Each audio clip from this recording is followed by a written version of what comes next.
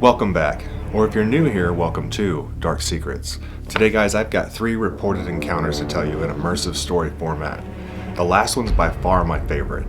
You will not believe what this Wendigo did after it was shot with a deer rifle. Let's get into these stories. Encounter 1. A Dogman stalked me. I have wanted to get this story off my chest for years. I figure doing it anonymously on the internet is the best way to preserve my reputation. I don't want to be seen as the local kook. It was 1987. I was 26 years old and went on a solo camping trip up in the Rocky Mountains near the city of Creed. I hiked off the road for about an hour until I reached a nice secluded clearing that looked suitable for a camp. Now, little did I know, this would be my last trip in the woods for the rest of my life. I got the tent set up and a small fire built. I remember kicking back against a large piece of firewood and just playing my harmonica, enjoying the peace and the serenity. I remember hearing a loud snap, like a large tree branch broke. It was so loud it physically made me jump. My harmonica fell to the ground. I nervously looked at the direction, but I couldn't see a thing. My mind began to race with what it could have been. Maybe a bear was trying to climb a tree and a branch broke, or maybe an old tree finally just gave up and fell down. Just as I started to settle, I heard a low, chest-rattling growl, just out of sight in the tree line. You know how lions roar at the zoo and vibrate your chest? I felt that from this thing's growl. I leaped in the tent and grabbed my handgun. I just sat inside, gripping it tightly for hours. I don't recall ever falling asleep, just seeing the morning light start to appear through my thin tent material. I cautiously looked out, and all seemed normal. I decided that freaked me out enough. I wanted to pack up camp today and head back to the truck. As I was packing, I heard another large branch snap. The hair on the back of my neck stood on end, as if this was confirmation that last night was no tricks of the night or a dream. I just grabbed my pack and left the rest of my gear and started speed walking towards the truck, which was the opposite direction of the noise I heard. After what had only been maybe 10 or 15 seconds, I heard that growl again. Only this time, it was not too far off beside me. This thing just covered a huge distance, impossibly fast, and without making a noise, my walk slowed to a paralyzingly slow pace as I scanned the underbrush. Then I saw it. Deep, fiery red eyes peering at me through some bushes. It knew when I spotted it, because as soon as we locked eyes, it slowly stood up. I could feel my stomach move into my throat as I watched it slowly stand, getting taller and taller. It must have been 7 feet tall. It had a wolf-like head with terrifying yet intelligent eyes. Its body was heavy with bulging muscles. It was exactly what you would think of if someone said, werewolf. After a moment, it started to look irritated and took one single step towards me. My fight or flight kicked in, and it was most definitely flight. My legs started carrying me faster than I ever thought possible. The trees and the brush was a blur as I ran through the forest. I do recall falling a handful of times. It's not that easy running through terrain like that. But I sprang back up each time and just kept going. I ran until my lungs felt like they were gonna burst. I slowed to a walk, breathing deeply, and I'll be damned if I heard it again let out another growl, maybe 30 yards straight beside me. It followed me, and obviously had no issue keeping up. And again, quietly, a new spike of adrenaline kicked in and I started running again. That thing would snap a branch every couple minutes, just as if it was trying to remind me it was there, keeping my adrenaline high enough to just keep going until I eventually made it to my truck. I remember how bad my lungs hurt, my teeth hurt, and I was spitting blood. I ran myself so hard. My heart felt like it was close to just pounding straight out of my chest. I never went camping again since. I get nervous just driving through the mountains to this day. Nervously watching everywhere, just knowing I'm gonna see this thing again. Encounter 2, an angry Bigfoot. Hello. My story is fairly short, but it has changed my life and what I believe. It's opened my mind that there are things in this world that are hidden from us, and we are not taught in schools. When I was 14, my dad took me with him to go camping up by Marble Mountain in California. We were only going for a single night to get away from the city life. It had rained for 6 days straight, and this was the first break in the weather. I was protesting the whole day. I hated how muddy it was, and I didn't want to walk off the trail where it wasn't muddy because I wanted to wear shorts. I know, 14-year-old problems. I remember my dad veering off the trail as if his full attention was on something that caught his eye. When I got up to where he went off the trail, I could see what he was now standing by and looking at. It was a crude shelter of sticks leaned against each other with a few pine branches over it. I remember it reeked like wet dog and skunk.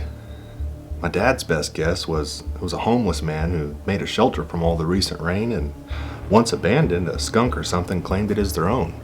Now, although he made a rational explanation, I remember I wasn't so sure, and I don't think he was either, because he decided we were making camp not 100 yards from that little shelter. I'm sure so he could check it out again or get a glimpse of what was going in it. We got our answer that night. Shortly after sundown, we both heard a loud thump, like a large piece of wood hitting a tree. A loud, heavy thump. Then a second, and a third. And I asked my dad what that was. His reply shook me to my core. I don't know I've ever heard anything like that, and I can't think of anything that can make that noise. Then my dad caught a glimpse of something. I saw his eyes widen and his face go pale. The very look on his face had me terrified. And then he told me, "Get in the tent now." I did as he told me, and he followed in shortly thereafter. Then, just a few moments later, I froze as I heard something rummaging through things in camp. It wasn't trying to be quiet. It was making quite the ruckus, to be honest. Then, something from camp was thrown, and it hit the tent. I let out a small yelp, and my dad immediately covered my mouth. The noise outside the tent stopped, and it was eerily quiet. All I could imagine was it was looking right at the tent, slowly moving towards me. I was shaking. Then after a minute or so, the noise in camp started again. We heard that thing rummage around our tent, making a lot of noise, all night. At daybreak, my dad poked his head out. He looked back at me and said, "It looks clear. We're going back to the car now." We left our gear and tent and got out of there. I tried to get my dad to tell me what he saw for years, but he refused. Until one day, when I was about 22 years old, I asked him again. He sighed and said, "I don't want to scare you, but I suppose you're old enough now, and I'm tired of you asking me for all these years." When I looked towards those trees, I was able to make out half an outline of something, standing on two legs. It had extremely wide shoulders. It must have been 8 feet tall. At first I thought it was something in the night that was just being distorted and playing tricks on me. That's when it moved. It stepped sideways the rest of the way behind a tree. That's when you saw my face turn white. After all these years, the only thing I can come up with is that this was a Bigfoot, and that was his shelter, and he wanted us gone. Hey guys, real quick before we get into my personal favorite story of the night. If you're enjoying how we tell real cryptid reported encounters in an immersive format, please drop a like, hit that subscribe button, and leave a comment down below. These quick, simple steps help Dark Secrets so much, so in advance, thank you for your support. Now let's get into this last story. Encounter 3, a hunter and a Wendigo. It was 1990. I was heading out to go deer hunting in Virginia. It was rifle season, and I was eager to get to the stand. Little did I know, this day was going to haunt me for the rest of my life. I got to my stand about 2 hours before sundown, got settled, and started watching and listening. I remember how unusually quiet it was that evening. No birds, no rabbits, no obnoxious squirrels making a racket, just dead silence. The sun had fully set. Shooting time was over. But just before I was going to climb down, I heard something rustling right under my stand. I looked down and I saw a huge rack. At first I thought, oh, that figures. Right as shooting time's over, a big buck literally walks under my stand. Then I felt my stand shake.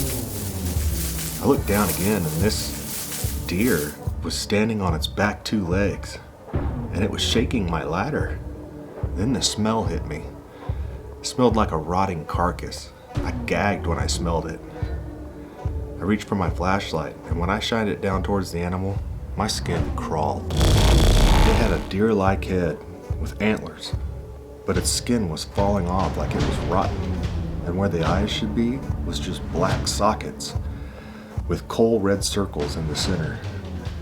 The body looked mostly like a deer, except the skin was rotting off, and the limbs were just bizarre looking, the way they contorted for it to stand upright. My ladder started shaking more violently. I pointed my rifle straight down. I was carrying a .270 that day, a solid, strong round for taking down deer. I aimed right at the top of this thing's head and pulled the trigger, and I hit exactly where I was aiming. And this thing took a few steps back, shaking its head, then came right back to the base of my tree. What little security I felt was I had my gun. And now that security was gone. This thing just ate a headshot like I dropped an acorn on its head. I started shaking my ladder again, and again I put another round straight down into this thing, with a similar result of it just shaking it off like I threw something at it. It did, however, stop shaking my stand after the second shot. It just circled my tree, at times pausing and just looking up at me for minutes at a time before resuming its pace around my tree. After a couple hours, my flashlight died. I was terrified before, but now I was trembling. I don't know what was worse, hearing it and not seeing it, or when it stopped moving and I could hear nothing. I sat through that terror all night until dawn. At daybreak, the creature was gone. I went down my stand and ran faster than I thought humanly possible back to my truck. I have not hunted or stepped foot in the woods since. That night traumatized me. I have night terrors reliving that night to this day. I haven't sought therapy because I don't want people to think I'm crazy. It's terrible experiencing the unexplainable and having to live with it in silence. Thank you for giving me a way to tell my story. Hey guys, attached you'll see another video similar to this one that's got 3 Bigfoot stories in it that were fascinating. Check that video out. That's gonna do it for today's video. And as always, keep an open mind, and I'll see you in the next one.